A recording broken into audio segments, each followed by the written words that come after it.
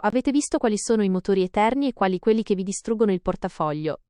Ma quando aprite i siti di annunci, la confusione è totale. Prezzi alle stelle e chilometri sospetti. Oggi vi svelo le 3 auto usate che nel 2026 sono il vero affare della vita. E, soprattutto, le 3 che sembrano bellissime ma nascondono un incubo meccanico. Restate fino alla fine perché vi darò il trucco da meccanico per capire se vi stanno vendendo un bidone. Passiamo alla prima promossa, la Honda Civic. Parlo della serie 9 e della serie 10.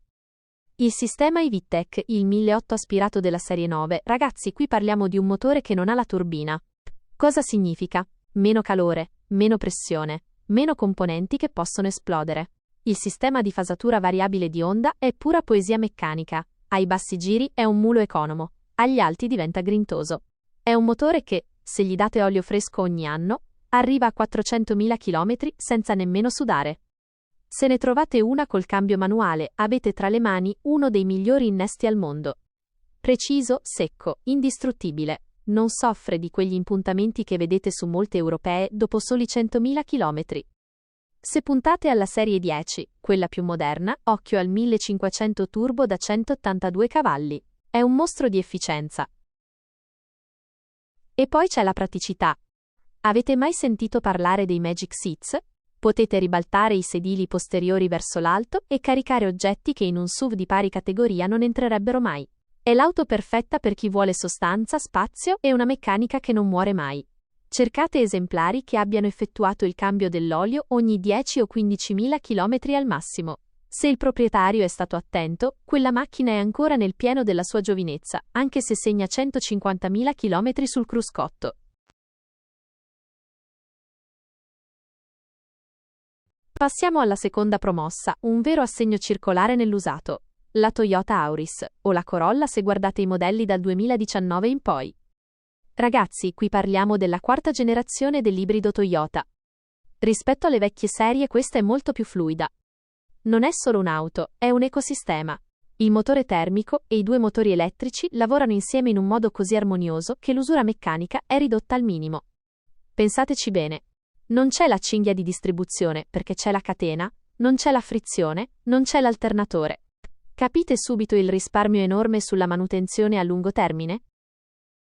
Ma attenzione alla scelta perché ci sono 2 anime diverse.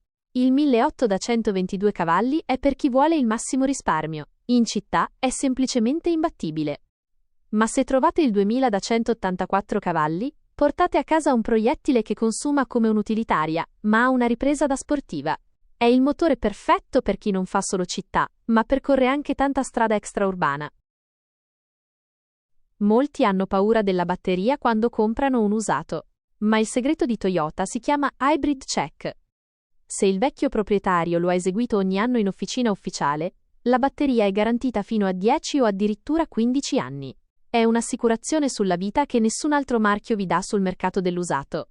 Se il certificato è in regola, potete dormire sonni tranquilli. Per la terza promossa, passiamo alla sostanza pura. La Fiat Tipo 1.6 Multijet è l'auto di chi non vuole apparire, ma vuole macinare chilometri senza pensieri.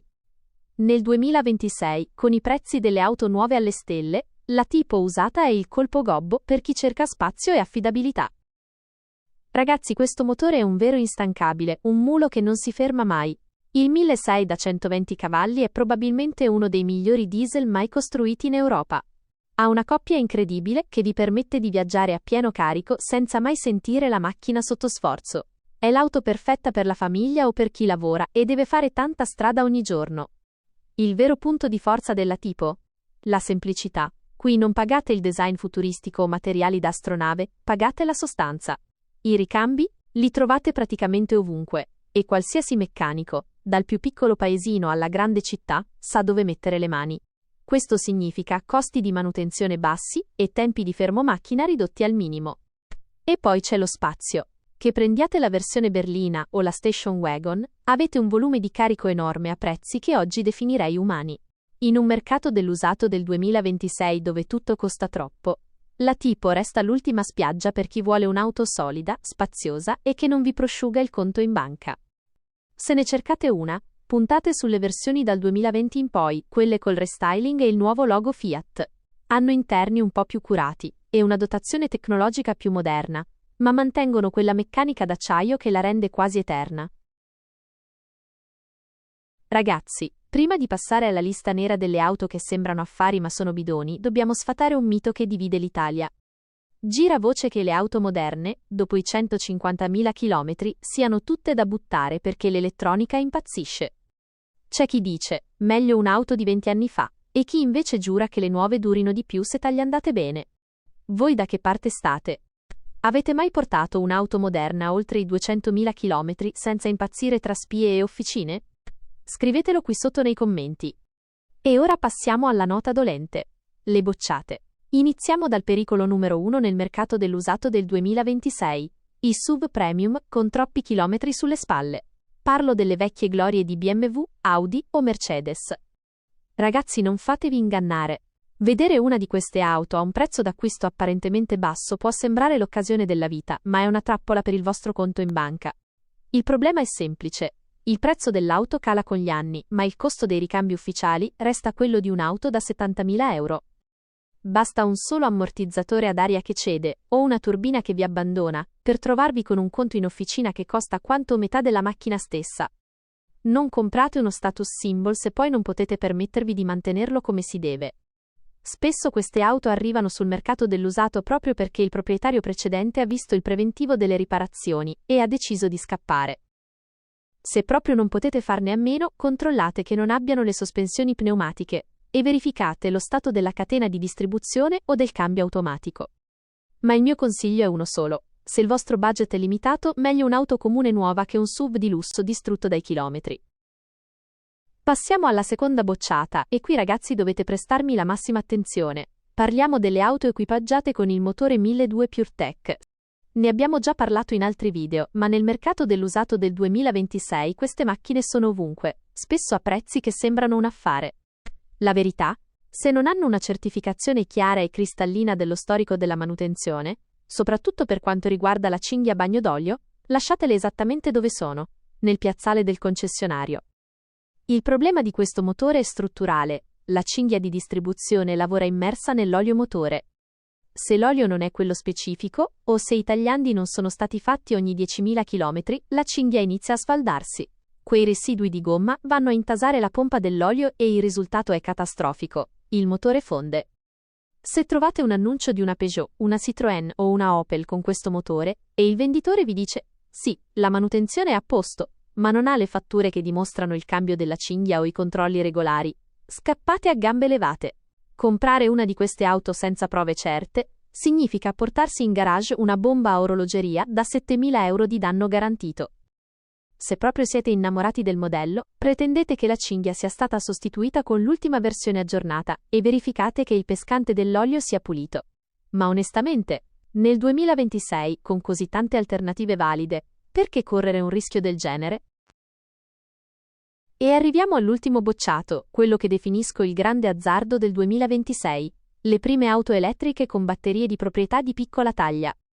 Parlo di quelle nate tra il 2014 e il 2018. Con autonomie che oggi fanno quasi sorridere. Ragazzi, attenzione! Comprare un'elettrica usata di 10 anni fa non è come comprare un'auto a benzina vecchia.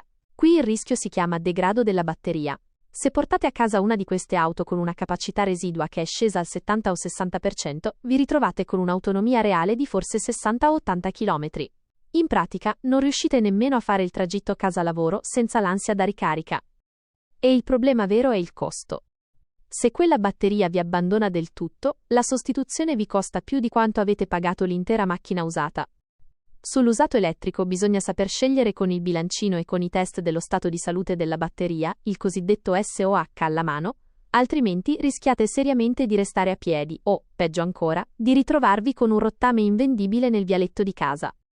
Se cercate un'elettrica usata nel 2026, puntate solo su modelli che abbiano almeno 40 o 50 kW di batteria e pretendete un certificato ufficiale dello stato di salute delle celle. Comprare a scatola chiusa un'elettrica datata è il modo più veloce per buttare i vostri risparmi dalla finestra. Siamo arrivati alla fine, ma come vi avevo promesso nell'intro, ecco il trucco del meccanico per capire se vi stanno vendendo un bidone, ancora prima di accendere il motore. Quando andate a vedere un'auto usata, non guardate solo la carrozzeria lucida. Aprite il cofano e svitate il tappo dell'olio.